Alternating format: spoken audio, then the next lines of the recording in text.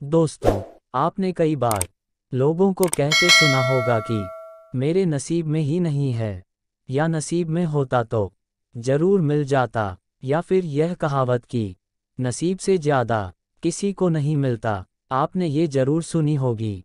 आज मैं नसीब की बात इसलिए कर रहा हूँ क्योंकि आज की कहानी नसीब का लिखा एक रोचक कहानी इसी विषय पर आधारित है। इस इंटरेस्टिंग कहानी को पूरा जरूर सुनिए। 15वीं सदी की यह कहानी है। किसी एक गांव में बहुत ज्ञानी पंडित रहा करता था। पंडित आजू बाजू के सारे ही गांव में बहुत प्रख्यात था और इसी वजह से धनवान भी। पंडित का परिवार ज़्यादा बड़ा नहीं था। पंडित अपनी पत्नी के साथ अपने बहुत बड़े घर में अकेला रहता था क्योंकि पंडित को कोई बेटा था नहीं और एक बेटी थी जिसका विवाह पास के गांव वाले एक श्रीमंत लड़के से हो चुका था।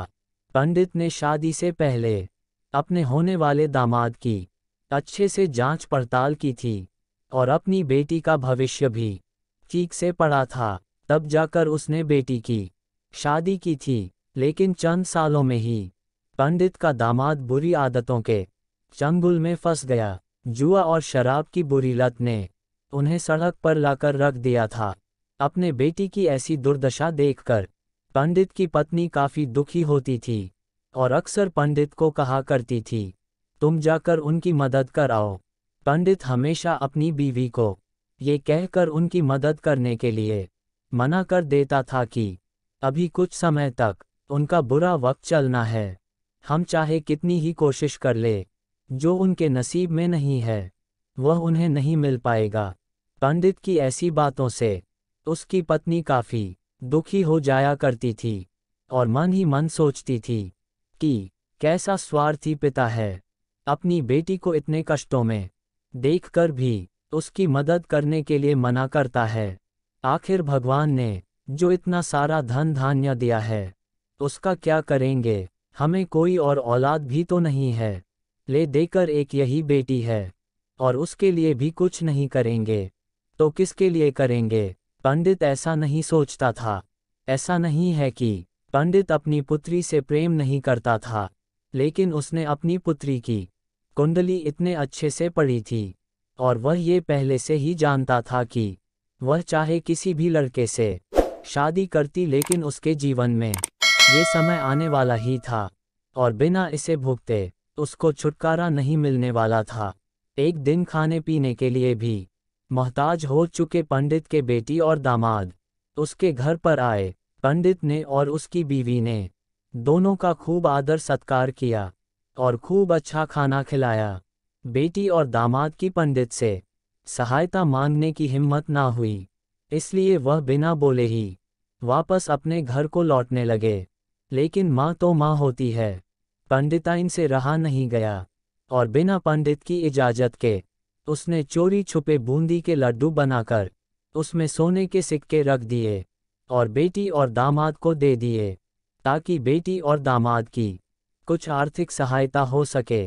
पंडिताइन ये भी जान गई थी कि बेटी और दामाद शर्म के मारे उनसे मदद नहीं मांग रहे थे, इसलिए उसने बेटी और दामाद को भी लड्डुओं में छिपे सिक्कों के बारे में कुछ नहीं बताया।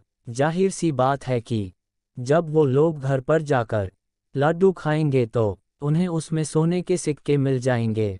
इस तरह बिना उनके मांगे ही उन तक मदद पहुंच जाएगी।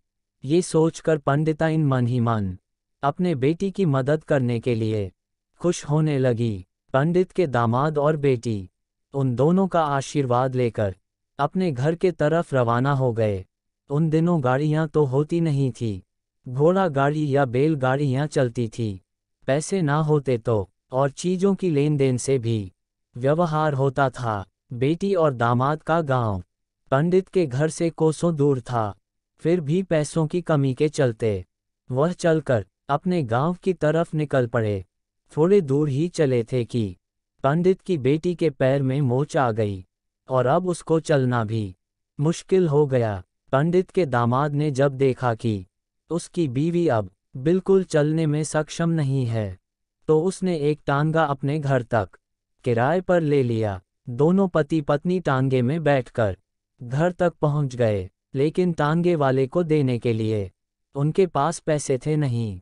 इसलिए पंडिताइन ने जो बूंदी के लड्डू उन्हें दिए थे, वही किराए के तौर पर उस तांगे वाले को दे दिए। तांगे वाला बूंदी के लड्डू को लेकर वहां से चला गया। तांगे वाला अपने घर की तरफ जा रहा था, तब उसे एक हलवाई की दुकान दिखी। उसने सोचा कि थोड़े से बूंदी के लड्डुओं से मेरे घर के लोगों का पेट थोड़ी भरने वाला है। इससे अच्छा मैं इन बूंदी के लड्डुओं को बेचकर उनसे कुछ चावल खरीद लेता हूँ। तांगे वाले ने बूंदी के लड्डू हलवाई को बेच दिए। जिस गांव में वह हलवाई रहता था, उसी गांव में एक आदमी ने अपने घर पर पूजा रखी थी और उसी पंडित को उस पूजा के लिए बुलवाया था। पूजा में लगने वाले प्रसाद के लिए उस आदमी ने उसी हलवाई से बूंदी के लड्डू लिए जहां पर उस तांगे वाले ने बेचे थे। हलवाई ने भी उस आदमी को तांगे वाले से खरीदे हुए लड्डू ही पहले दिए ताकि वह खराब ना हो जाए, क्योंकि वह नहीं जानता था ये लड्डू कब बने हैं। पूजा खत्म होने पर दक्षिणा और बूंदी के लड्डू लेकर जब पंडित अपने घर आया और खाना खाने बैठा तो प्रसाद में लाए बूंदी के लड्डू खाते वक्त लड्डू से सोने का सिक्का निकला। इस घटना को देखकर पंडिताइन की आंखों से आंसू बहने लगे। पंडित ने जब पंडिताइन से उसके रोने का कारण पूछा, तो पंडिताइन ने पंडित को सब कुछ बताया और पंडित से उनकी बातों पर भरोसा न करने के लिए माफ़ी मांगी। पंडित ने पंडिताइन के आंसू पोंछे और कहा कि तुम्हारी तरह मैं भी हमारी बेटी को बहुत प्रेम करता हूँ, लेकिन अगर हम उसकी अब मदद करते हैं तो दामाद हमसे हमेशा ऐसे ही मदद की अपेक्षा रखेगा और अपनी बुरी आदतों को कभी नहीं छोड़ेगा। पंडिताइन भी अब पंडित की बातों से सहमत हो गई। 2-3 महीने बीत गए। पंडित के दामाद और बेटी फिर से एक बार उसके घर आए और इस बार उनकी परिस्थिति पहले से बेहतर थी, क्योंकि पिछली बार खाली हाथ जाने के बाद दामाद ने नया काम शुरू किया था और अपनी सारी बुरी आदतें भी छोड़ दी थी। दोस्तों, नसीब का लिखा नहीं बदलता। ये कहानी आपको कैसी लगी? क्या आप भी नसीब पर भरोसा रखते हैं, या फिर आप उन लोगों में से हैं जो अपना नसीब खुद अपने हाथों से लिखना चाहते हैं? दोस्तों, आपको इस कहानी से क्या सीख मिली, हमें कमेंट करके बताइए। कहानी अच्छी लगी तो लाइक कीजिए और ऐसी ही कहानियों के लिए हमारे चैनल को सब्सक्राइब कीजिए।